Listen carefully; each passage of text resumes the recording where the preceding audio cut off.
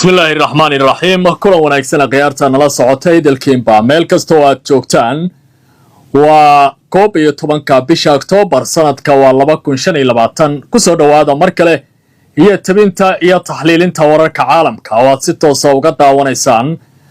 Barrow Show iyo waliba channelka Cabdilcasiis Barrow waxaana sidoo kale nagala socotaan barta Facebook ee Cabdilcasiis Barrow dhamaanteen waxaan idin leenahay soo dhawaada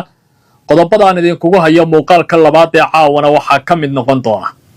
Mareykanka ayaa waji siyaasadeed oo qurux badan u sameynaya ra'iisul wasaaraha Israel Benjamin Netanyahu iyadoo laba mas'uul oo sare oo si aad ah ugu dhow madaxweyne Trump ay ku sugan yihiin aqalka looga taliyo Tel Aviv isla markaana ay ka soo muuqdeen shirka golaha wasiirada Jared Kushner iyo Steve Witkoff ayaa si la yaab leh u amaanay Trump waxna aan ilaahay u amaaneen Netanyahu waxna ay ku tilmaameen haliyay kaalin nabadda iyo dagaalkaba wax ka galay marka la fiiriyo gobolka bariga dhexe waxay haatan tilmaamayaan inay dhisayaan sumcadiisa marka la eego qubarada sida ay u taxliilinayaan shirarka ay ka soo muuqdeen labada sargaal oo Mareykanka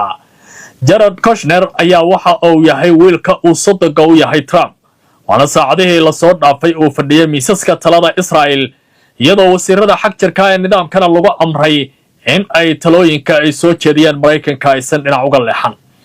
haddaba suuragal ma tahay Netanyahu fadeexooyinka caalamiga ah oo wajahayo inay ka badbaadiyaan tilaabooyinka dowladda Mareykanka ay qaadayaan barnaamijka ayaan caawa ku lafaguri doonaa qodobkaasi oo si weyn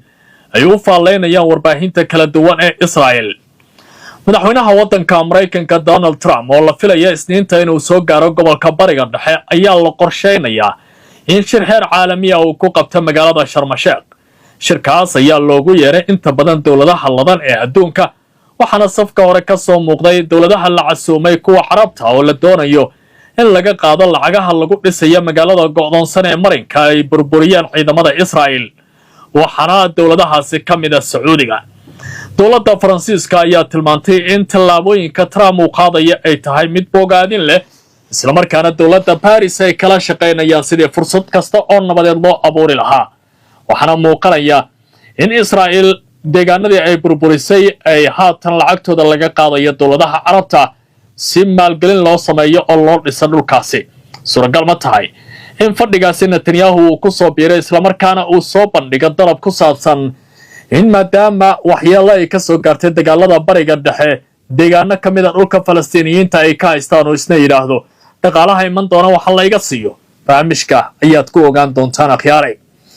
inta waxaan ku dari doonaa oo aan falanqayn doonaa war xasaasi ah oo ka soo baxay kooxda Hamas waxay leeyihiin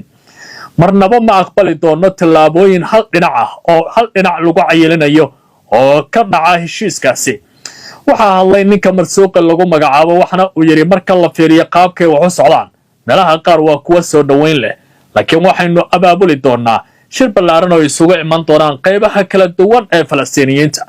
waxaynu rajaynaynaa in ilbaxnimo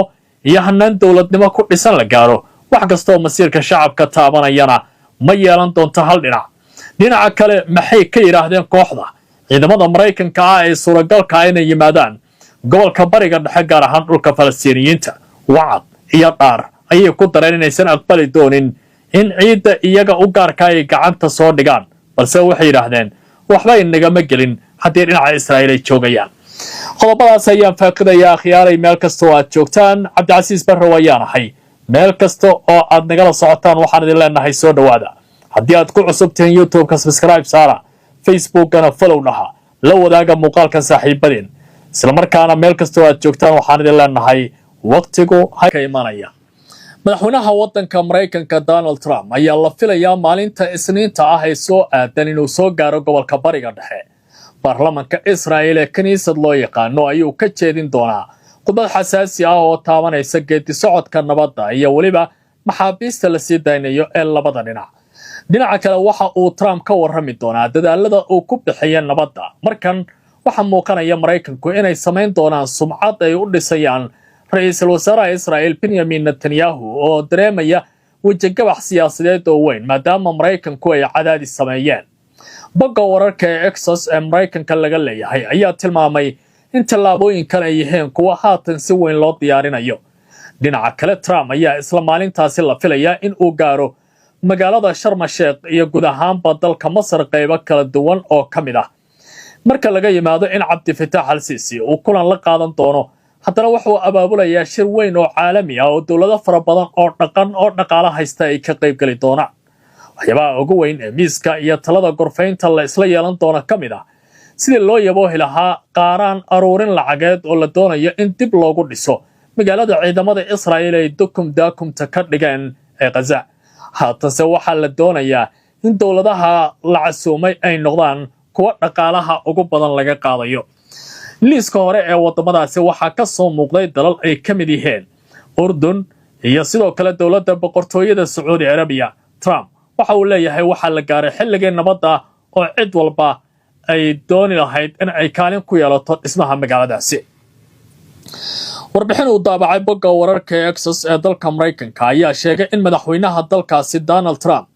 uu qorsheynayo inuu qabto shir caalami ah oo madaxda iyo wasiirada amuuraha dibadda oo dalal badan ay ka qayb galaan xilli uu booqan doono Masar toddobaadka soo socda sida warbixintu ay tilmaantay.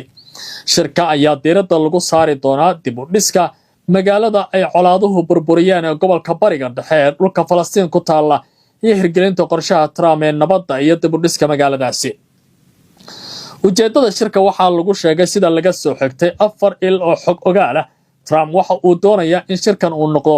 munaasabad lagu ururinayo taageero caalami ah oo lagu xoojinayo qorshaha ku wajahan maamulka iyo amniga magaaladaasi kadib dagaalka sida uu qeexay. waxaa la filayaa in shirka lagu casuumo madax kala duwan oo ay ka mid yihiin wasiirada amuuraha dibadda ee dalalka Jarmalka, Faransiiska, boqortooyada Ingiriiska, Talyaaniga, Qatar, Imaaraadka Carabta, Urdun, Turkiga, Sacuudi Arabiya, Pakistan iyo dalka Indonesia sida ka dhex muuqanaysa warbixinta uu sii daayay wargeyskan. Masar waxay qaadan doontaa baa layiri dool martigelina oo cajiib ah iyadoo madaxweyne al-Siisi oo ka muuqanaya fagaaro diblomaasiyadeed oo caalami ah oo dhibco waaweyn ay ku qaateen waddankaasi. shirka waxaa lagu qaban doonaa magaalada Sharm el-Sheikh ee koonfur bari Masar, halkaas oo aan horey uga socdeen baa layiri wadaxaajoodka heshiiska xabad joojinta ah ee magaaladaasi go'doonsan la doonayo in lagu gaaro. waxaa la sheegay in shirka si rasmi ah uu martigelinayo madaxweyne al-Siisi kaas oo horey u diray casuumaad rasmi ah madaxda dalal Carbeed iyo kuwa Yuruba intaba. sida laga soo xigtay la diblomaasiyadeed, Trump iyo Siisi ayaa sidoo kale ka qayb galaya munaasabadda saxiixa heshiiska xabad joojinta ah taas oo lagu qaban doono dalka Masar. Jarmalka ayaa jadwalka booqashada Trump ayaa waxa loo dhigay si heer sare ah sida ka dhex muuqanaysa warbixinta Axios. isniinta soo socota waxa uu gaari doonaa Israa'iil halkaas uu khudbad ka jeedin doono baarlamaanka Israa'iil ee kaniisad loo yaqaano, isla markaana uu la kulmi doono qoysaska maxaabiista weli ku sugan gacanta Falastiiniyiinta. doornimada isniinta waxa uu safar ku bixin doonaa magaalada Qaahira si uu la kulmo madaxweyne Siisi ugana qayb galo munaasabadda saxiixa heshiiska magaalada go'doonsan oo ay garwadeen ka yihiin dalalka Masar, Qatar iyo Turkiga. shirka caalamiga ah ee magaalada ayaa la filayaa in la qabto subaxnimada Salaasada, balse ila xog ogaal ayaa tilmaamaya inay suuragal tahay in waqtiga laga soo hormariyo oo isla isniinta haddii waqti loo helo la qaban doono. waxaas la leeyahay ra'iisul wasaaraha Israa'iil ayaa qudhiisa wata dalab cajiib ah oo ku saabsan shirkaasi, waxaana la qorsheynayaa in uu ka mid noqdo dadka sida gaarka ah ee shirkaasi uga maqnaan doono ee aan lagu marti qaadin ilaa iyo hadda. marka dhinaca kale la fiiriyana, dowladda Mareykanku waxay dhisaysaa sumcadda siyaasadeed ee ra'iisul wasaare Netanyahu oo haatan wajahaya mushkilad weyn oo siyaasadeed oo gudaha ah, isla markaana fashil uu kala kulmay dagaalkii uu la galay Falastiiniyiinta, gaar ahaan magaalada colaaduhu ay ka taagnaayeen ee Gaza. muuqaal lagu arkay xafiiska ra'iisul wasaare Benjamin Netanyahu ayaa la soo bandhigay iyadoo ay hareer fadhiyaan Steve Witkoff oo ergeyga gaarka ah ee Mareykanka u qaabilsan Bariga Dhexe iyo Jared Kushner oo ah wiilka sodogga uu yahay Trump, isla markaana dhaliya baa layiri su'aalo badan muuqaalkaasi weeyaane oo ku saabsan fariin siyaasadeed ee sawirkaasi uu xambaarsan yahay xilli Israa'iil ay ku jirto marxalad adag oo xasaasi ah, isla markaana qulqulatooyin maxalli ah ay ka taagan yihiin. sawirka uu soo bandhigay xafiiska Netanyahu ayaa la qaaday intii lagu guda jiray kulankii golaha wasiirada ee lagu ansixinayay wejiga koowaad ee heshiiska xabad joojinta ee iswadaarsiga maxaabiista lala galay Falastiiniyiinta kaas oo la sheegay in lagu heshiiyay magaalada Sharm el-Sheikh isla markaana uu dhaqan gali doono ama dhaqan galay maalintii Jimcada ahayd fariinta cad ee haddaba muuqaalkaasi ka dhex muuqanayay ayay falanqeeyayaal kala duwan ay ka warbixiyeen falanqeeyaal siyaasadeed ayaa u sheegay wargeyska Sky News Arabic ee laga leeyahay dalka Imaaraadka in joogitaanka Kushner iyo Witkoff uu yahay fariin cad oo muujinaysa in Mareykanka wali uu taageerayo Netanyahu xilli uu wajahayo cadaadis siyaasadeed oo gudaha ah iyo in uu doorashada soo socota sanadka dambe taas oo ay yiraahdeen waxa ay sare u qaadaysaa fursadiisa sii joogitaanka xafiiska iyo talada warbaahinta Israel sida wargeyska Times of Israel iyo channelka 12aad ee nidaamkaasi ayaa sheegay Witkoff iyo waliba Kushner in ay door muuqda ka qaateen wada xaajoodka heshiiska isla markaana joogitaanka uu yahay qayb ka mid ah kormeerka Mareykanka ee fulinta qodobada heshiiskaasi inta uu socday kulanka Kushner iyo Witkoff ayaa waxa ay si weyn u amaaneen go'aanka adag ee Netanyahu qaatay maadaama dagaalka nabad iyo colaadba uu wax ka galay aadna ay muhiim u tahay in si weyn haatan loo bogaadiyo Witkoff ayaa waxa uu yiri ra'iisul wasaare Netanyahu waxa uu qaatay go'aan adag maanta waxaan joognaa halka aan joogno sababtoo ah waxa arintaasi horseeda buu yiri cadaadiska uu saaray Falastiiniyiinta oo maanta ku qasban inay wada xaajoodka galaan wiilka uu sodonka u yahay Trump ee Kushner lagu magacaabana waxa uu yiri Netanyahu si heer sare ah ayuu uga shaqeeyay wada hadallada waxa uu muujiyay adkaysi iyo hoggaan sidaa daraadeed waa nin mudan in sumcad siyaasadeed iyo taageero uu helo tani waxa la leeyahay waa taageero siyaasadeed oo muuqata sida falanqeeyaasha siyaasaddu ay ku doodayaan qabiirka arrimaha bariga dhexe ee Xasan Mahrij ayaa waxa uu yiri sawirka Witkoff iyo Kushner waxa uu calaamad muujinaysa u yahay taageero toos ah oo Mareykanka siinaya Netanyahu xilli uu ku sugan yahay xaaladda siyaasadeed ee adag ee ka hor doorashooyinka Israel ay geli doonto sanadka soo socda Mahrij waxa uu tilmaamay in joogitaanka xubnahan kooxda Trump ay tahay fariin u dirayso bulshada Israa'iiliyiinta taas oo sheegaysa in Netanyahu wali yahay hogaamiyaha ugu saameynta badan ee leh xiriir adag oo toos ah Washington ku xiran isla markaana wali gacanta ku haya kaalmada istiraatiijiga ah ee Mareykanka maruu ka hadlaya Mahrij qabiirka arrimaha bariga dhexe arrintan waxa uu yiri inkasta oo ay jiraan dhaliilo iyo hoos u dhac taageerada gudaha Netanyahu wali waxa uu haystaa kaarka ugu awoodda badan taageerada Mareykanka kaas oo u adeegsanayo in uu muujiyo inuu yahay qofka kaliya ee awooda in Israel uu ku hogaamiyo xilligan adag marka si guud loo eego arrintani waxay ku soo aadaysaa xilli gobolka uu hadda ku jiro marxalad adag oo xasaasi ah dhinaca kale marka aan fiirino dhaqdhaqaaqa hubaysan ee Falastiiniyiinta ee gacantooda laga saarayo maamulka magaalada go'doonsan ayaa waxay caawa direen fariin xooggan oo adag waxaana sidoo kale ay ka hadleen ciidamada Israa'iiliyiinta ee ku sugan qaybo ka mid ah dhulka magaalada go'doonsan sida uu sheegay Muuse Abu Marsuuq oo ka mid ah hoggaanka sare ee xafiiska siyaasadda ee kooxda hawsha isweydaarsiga maxaabiista u dhaxaysa labada dhinac ayaa la filayaa buu yiri in isniinta soo socota ay bilaabato taas oo qayb ka ah wejiga koowaad ee heshiiska xabad joojinta ee dhaqan galay maanta oo Jimco ahayd Abu Marsuuq waxa uu la hadlay telefishinka maxalliga ah ee laga leeyahay dhulka Falastiiniyiinta waxa uu yiri iswadaarsiga maxaabiista ayaa laga yaabaa in si rasmi ah u bilaabo isniinta waxa intaa ku daray in dhinacooda ay go'aansadeen inaysan qaban wax dabaaldeg military ah ama mid siyaasadeed oo ku saabsan arrintaasi sabab la xiriira ilaalinta buu yiri xaaladda bini'aadanimo ee ka taagan halkaasi fafaahinta heshiiska ayaa waxaa ka soo baxaya warar kala duwan